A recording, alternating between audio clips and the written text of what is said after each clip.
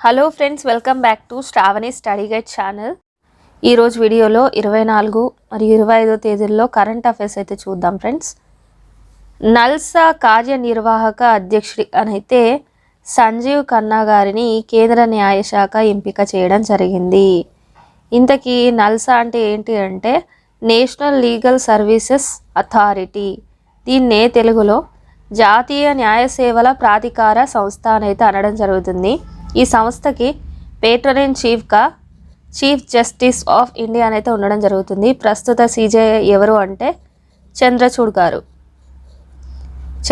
గారు ఈ సంస్థకి పేట్రన్ ఇన్ చీఫ్గా ఉండడం జరుగుతుంది.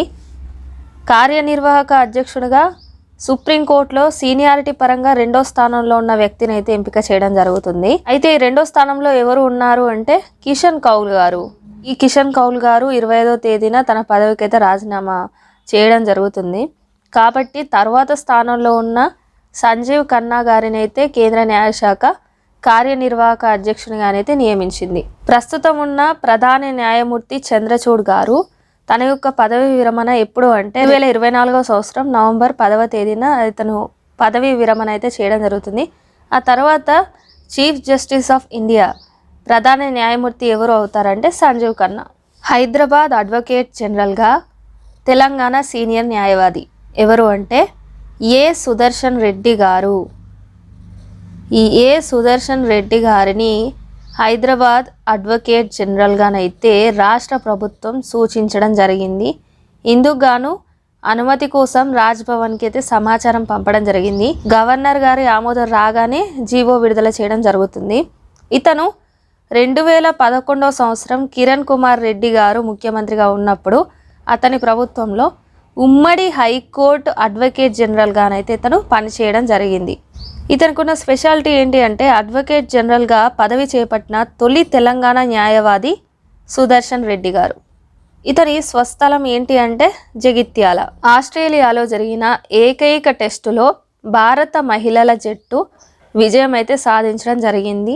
ఆస్ట్రేలియాపై భారత్కు ఇదే తొలి టెస్ట్ విజయము. ఇది మనకు ఇంపార్టెంట్. ఆస్ట్రేలియాపై భారత్కు ఇదే తొలి టెస్ట్ విజయము. ఆస్ట్రేలియా టెస్ట్ సిరీస్ గెలిచిన భారత తొలి మహిళా కెప్టెన్గా ఎవరు నిలిచారు? దీనికి ఆన్సర్ అనేది మీరు కామెంట్ చేయండి ఫ్రెండ్స్. ఈ టెస్ట్ మ్యాచ్కి కెప్టెన్గా వహించిన వ్యక్తే ఈ ఘనతనైతే సాధించడం జరిగింది. సో ఆ కెప్టెన్ ఎవరో మీరు కామెంట్ చేయండి. ఉద్యోగ నైపుణ్యాల్లో తెలంగాణ టాప్.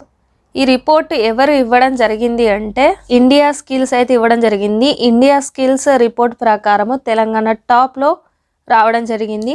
తెలంగాణలో 85.45%తో మొదటి స్థానము, కేరళ 74.93%తో 2వ స్థానంలో, అదేవిధంగా 3వ స్థానంలో మహారాష్ట్ర 74.8%తోనైతే ఇలా ఈ స్థానాలను అయితే దక్కించుకోవడం జరిగింది. అయితే నగరాల పరంగా చూసినట్లయితే పూణే 80.82%తో మొదటి స్థానంలో నిలిచింది. అదేవిధంగా హైదరాబాద్ చూసినట్లయితే 7వ స్థానంలో నిలిచింది. 51.8%తో 7వ స్థానంలో అయితే నిలవడం జరిగింది. అత్యధిక న్యూమెరికల్ స్కిల్స్లో తెలంగాణ 76.8%తో తొలి స్థానంలోనైతే నిలవడం జరిగింది. ఆ తర్వాత స్థానము ఆంధ్రప్రదేశ్ 69.45%తో 2వ స్థానంలో నిలిచింది. అత్యధిక ఉపాధి నైపుణ్యాలు గల అమ్మాయిలు ఉన్న సిటీ ఏంటి అంటే బెంగళూరు. ఉద్యోగం చేసేందుకు యువత తొలి ప్రాధాన్యం ఇస్తున్న రాష్ట్రం ఏంటి అంటే కేరళ.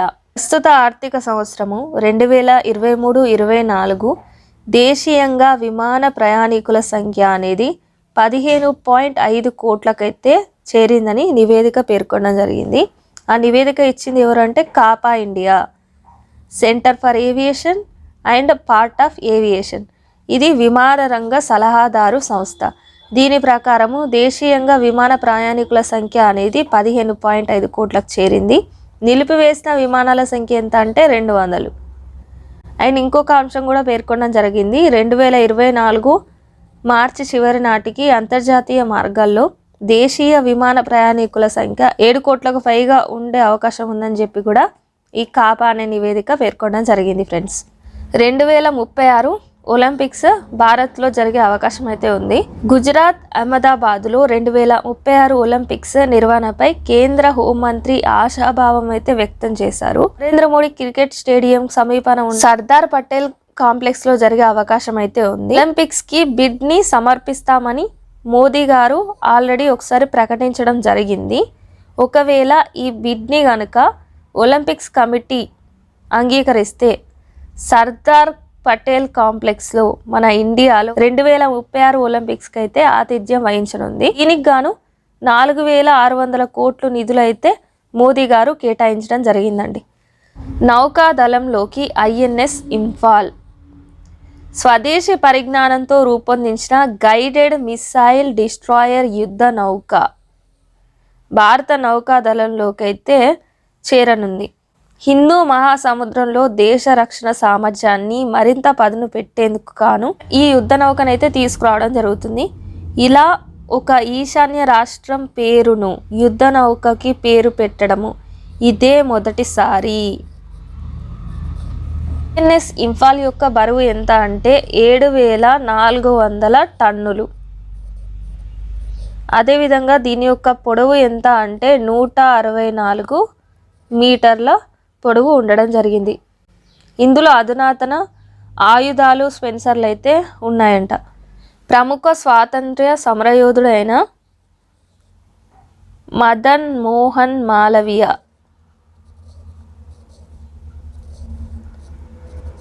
ప్రముఖ స్వాతంత్ర్య సమరయోధుడైన మదన్ మోహన్ మాలవీయ 162వ జయంతి సందర్భంగా ఆయన రచనలు, ప్రసంగాలు, సేకరణలతో కూడిన సంకలనాన్ని మోడీ గారు ఆవిష్కరించడం జరిగింది. 11 పుస్తకాలతో కూడిన ఈ ద్విభాషా సంకలనము 4000 పేజీలను అయితే కలిగి ఉంది. కేంద్ర విద్యాశాఖ గణాంకాల ప్రకారము గత 5 సంవత్సరాల్లో 140 ప్రైవేటు యూనివర్సిటీల స్థాపన అయితే జరిగింది. గుజరాత్లో 28 కొత్త ప్రైవేట్ యూనివర్సిటీలు, ఆ తర్వాత స్థానంలో మహారాష్ట్ర 15, మధ్యప్రదేశ్ 14 యూనివర్సిటీలు, కర్ణాటకలో 10 యూనివర్సిటీలు, ఛత్తీస్గఢ్లో 7, జార్ఖండ్ మరియు రాజస్థాన్లో 6 అండ్ తెలంగాణలో 5 యూనివర్సిటీలు అయితే స్థాపించడం జరిగింది. అదేవిధంగా ఆంధ్రప్రదేశ్లో 4. 5 ఏళ్లలో అత్యధికంగా 2018-19 ఆర్థిక సంవత్సరంలో మొత్తంగా 40 యూనివర్సిటీలు అయితే ప్రారంభించడం జరిగింది. ఈ 5 ఏళ్లలో ఎక్కువ యూనివర్సిటీలు స్థాపించిన రాష్ట్రం ఏంటి అంటే గుజరాత్, 28 యూనివర్సిటీలు. రెజ్లింగ్ ఫెడరేషన్ ఆఫ్ ఇండియా భారత రెజ్లింగ్ సమాఖ్యపై కేంద్ర క్రీడా శాఖ సస్పెన్షన్ వేటు అయితే వేసింది. ఈ మధ్యలోనే జరిగిన భారత రెజ్లింగ్ సమాఖ్య ఎన్నికల్లో సంజయ్ సింగ్ గారు ఎన్నిక కావడం జరిగింది. ముందు WFI అధ్యక్షుడిగా బ్రిజ్ భూషణ్ గారు ఉండేవారు. లైంగిక వేధింపు ఆరోపణలు అయితే బ్రిజ్ భూషణ్ పైన ఉండడం జరిగింది. సో ఈ సంజయ్ సింగ్ బ్రిజ్ భూషణ్కి అనుచరుడు అన్నమాట. అయితే ఇతను ఎన్నిక కాగానే Under-15 అండ్ Under-20 జాతీయ జూనియర్ ఛాంపియన్షిప్లకి బ్రిజ్ భూషణ్ హవా నడిచే గోండా పట్టణంలో నిర్వహించాలని చెప్పి నిర్ణయం తీసుకోవడం జరిగింది. ఈ ఏకపక్ష విధానంపై WFI కార్యదర్శి ఫిర్యాదు చేయడం జరిగింది. అతని పేరేంటి అంటే ప్రేమ్చంద్. ఈ ప్రేమ్చంద్ గారు ఈ ఏకపక్ష విధానంపై ప్రేమ్చంద్ గారు కేంద్ర క్రీడా శాఖకి ఫిర్యాదు చేయడం జరిగింది. కొత్త కార్యవర్గము ఏకపక్ష నిర్ణయంలో WFI నియమాలను అతిక్రమించింది, నిబంధనలకి వ్యతిరేకంగా వ్యవహరించింది కాబట్టి ఈ WFIని మేము సస్పెండ్ చేస్తున్నామని చెప్పి కేంద్ర క్రీడా శాఖనైతే చెప్పడం జరిగింది.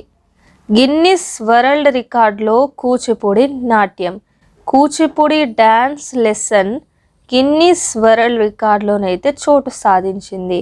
ఎందుకంటే 3783 మంది ఒకేసారి గచ్చిబౌలి అథ్లెటిక్స్ స్టేడియంలో భారత్ ఆర్ట్స్ అకాడమీ ఆధ్వర్యంలోనైతే 7 నిమిషాల పాటు కూచిపూడి కళా వైభవం పేరుతోనైతే నృత్యం చేయడం జరిగింది. దీనికి గాను మెంటర్గా పసుపర్తి శేషుబాబు గారు అయితే ఉండడం జరిగింది. పశ్చిమ బెంగాల్లో విశ్వభారతి యూనివర్సిటీ శాస్త్రవేత్తలు మొక్కల పెరుగుదలకి ఉపయోగపడే బ్యాక్టీరియాని అయితే కనుగొనడం జరిగింది. దాని పేరు పాంటోయా టాగోరి అనే పేరు పెట్టడం జరిగింది. సాహిత్యంలో నోబెల్ గెలుచుకున్న రవీంద్రనాథ్ ఠాగూర్ పేరు మీదుగా ఈ బ్యాక్టీరియాకి నామకరణం చేయడం జరిగింది. ఇలా ఒక జీవికి రవీంద్రనాథ్ ఠాగూర్ పేరు మీదుగా పేరు పెట్టడం ఇదే తొలిసారి. కేంద్ర పన్నుల్లో వాటా కింద ఆర్థిక శాఖ 28 రాష్ట్రాలకు గాను 72,961.21 కోట్లు నిధులైతే విడుదల చేసింది. అదేవిధంగా అందులో ఆంధ్రప్రదేశ్ 2,952.74 కోట్లు నిధులైతే ఇవ్వడం జరిగింది.